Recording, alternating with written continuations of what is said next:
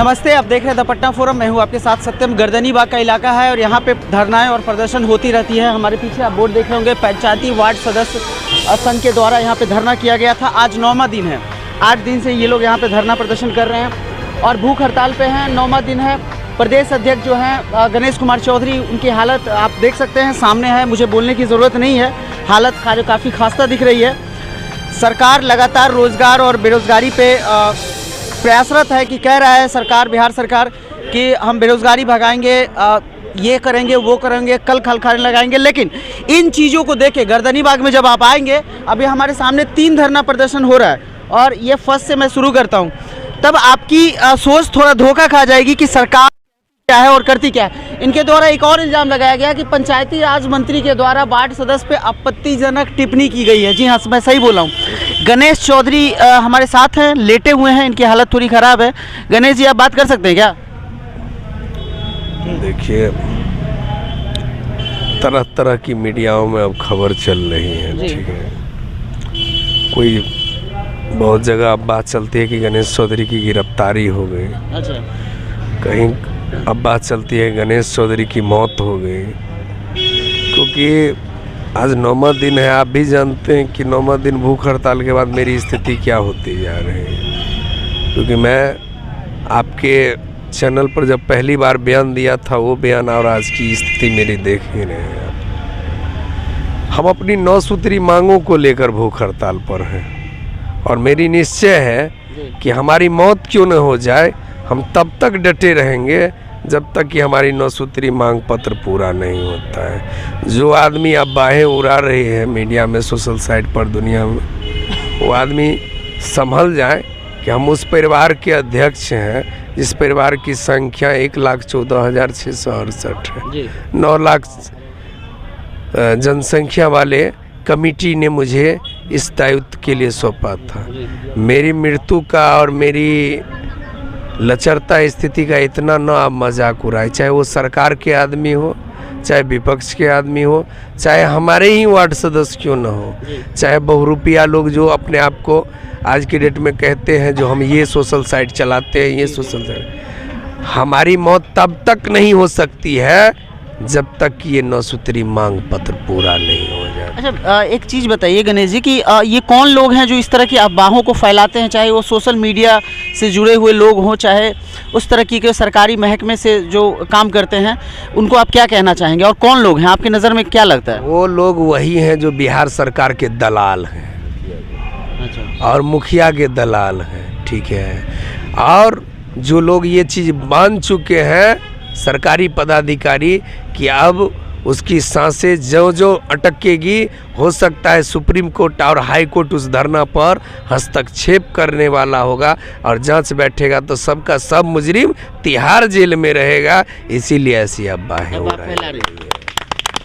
अच्छा गणेश जी, एक सवाल और, अहम 2-3 जो पॉइंट है आपके 9 सूत्री मांगों में, उसे थोड़ा सा एक बार आप हल्का अगर बता। मेरी 9 सूत्री मांग में पहला है कि लोकसभा, विधानसभा और ग्राम सभा को जो अगर वित्तीय पावर मिला है तो वार्ड सभा को क्यों नहीं। दूसरी है कि अगर सांसद, विधायक और एमएलए, एमपी को पेंशन और वेतन मिल सकता है तो वार्ड सदस्य को क्यों नहीं, क्योंकि मैं भी तो शपथ लिया हूँ संविधान का। और तीसरा है कि तिरंगा घोटाले की जांच क्यों नहीं होता है। अगर तिरंगा घोटाला की जांच होगा तो मुजरिम पर देशद्रोह का मुकदमा होगा और वो इतिहास लिखा जाएगा कि कोई देश का तिरंगा का व्यापार नहीं कर सकता है और घोटाला करने वाला मुजरिम कभी बच नहीं सकता है। तिरंगा घोटाले में आरोपी आप किनको समझ रहे हैं?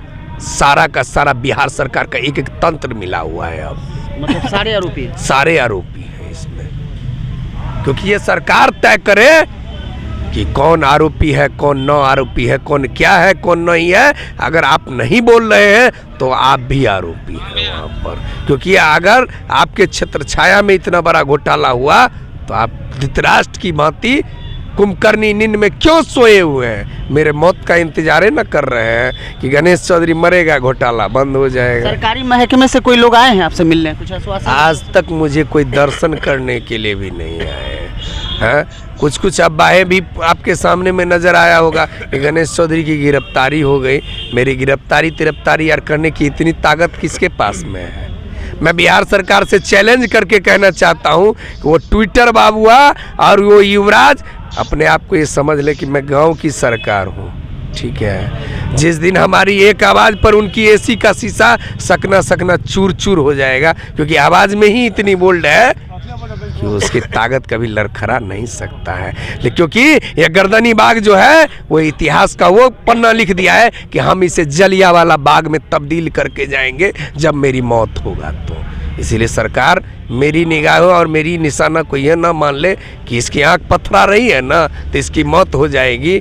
हे नीतीश कुमार जी, हे नरेंद्र मोदी जी, कोई माई का लाल पैदा नहीं लिया है। युवराज भी जो ऊपर में बैठा हुआ है ना भगवान, उनकी भी दुआएं और उनकी भी मनोबल कम हो जाएगी मेरी सांस छीनने के लिए। इतना ही दुआ मेरे प्रति आ रही है कि तब तक ये जिंदा रहेगा जब तक ये मांग पत्र पूरा नहीं करवा ले लगा। और मैं जिस माँ का औलाद हूँ ना, और मैं जिस पिता का औलाद हूँ ना, वो पिता किसान परिवार से बिलोंग करता है। वो खून और पसीना से इतना दूध मुझे पिलाया है ना कि तुम्हें मैं छठी का दूध याद करा दूंगा। और अगर मेरी मांग पत्र का मजाक उड़ाओगे तो, नहीं तो होश में आ जाओ। मैं वो शेर के दिल में आया हूँ, जिस धरती से आता हूँ वहाँ का बेटा अग्नि परीक्षा सब युग में देता है।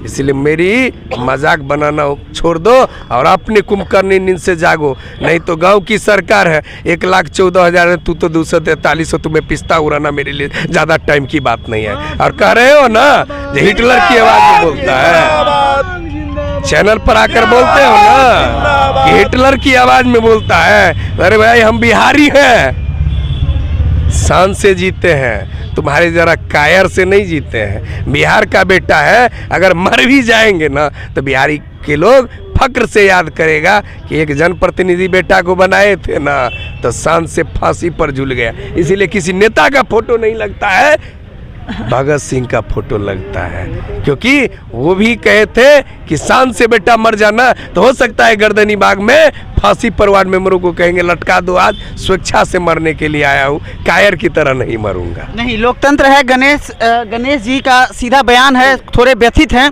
और चूंकि देखिए 9वां दिन है, बिना खाए पिए मैं जब इनसे बात कर रहा था तो थोड़ा क्लोज था, इनके मुंह से जो स्मेल आ रही है वो आप जब भूखे रहेंगे तो वैसे ही स्मेल कुछ आती है। और इस तरीके से आप देखिए कि सरकारी तंत्र किस तरीके से काम करती है और लोगों को किस तरीके से हैरेस किया जाता है और तब तक परेशान किया जाता है कि लोग टूट ना जाए मना स्थिति को लेके, उनके मन मस्तिष्क में कुछ चलना बंद ना हो जाए, तब तक सरकार परेशान करती है। और वैसे भी व्यक्ति हैं गणेश चौधरी जी की तरह जो सोए हुए हैं, 9वां दिन है खाना पीना छोड़ के, और इसके बाद भी इनका जो जज्बा है वो कम नहीं है। कहते हैं कि सरकार से 9 सूत्री मांग को ये लेके रहेंगे, चाहे इनकी जान ही क्यों नहीं चली जाए।